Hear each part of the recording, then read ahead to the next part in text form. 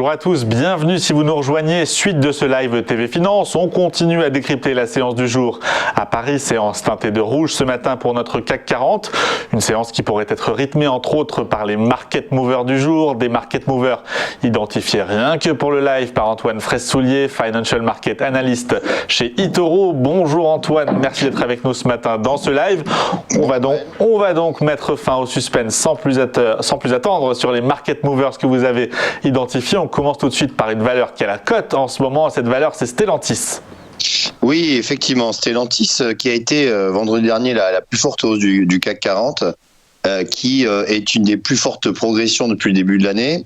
Et c'est vrai que depuis que la fusion a eu lieu en début d'année, donc je le rappelle entre le groupe PSA, Peugeot Citroën et Fiat Chrysler, eh bien on voit que cette fusion démarre très bien puisque le principe même a été de mutualiser donc au maximum les coûts et notamment les plateformes, les pièces pour commercialiser finalement sur une base commune des véhicules de marques différentes. Peugeot aussi, marche très bien depuis le début de l'année. On a également un Carlos Tavares qui était plutôt satisfait lorsque le groupe a présenté ses résultats. C'était il y a moins d'un mois maintenant.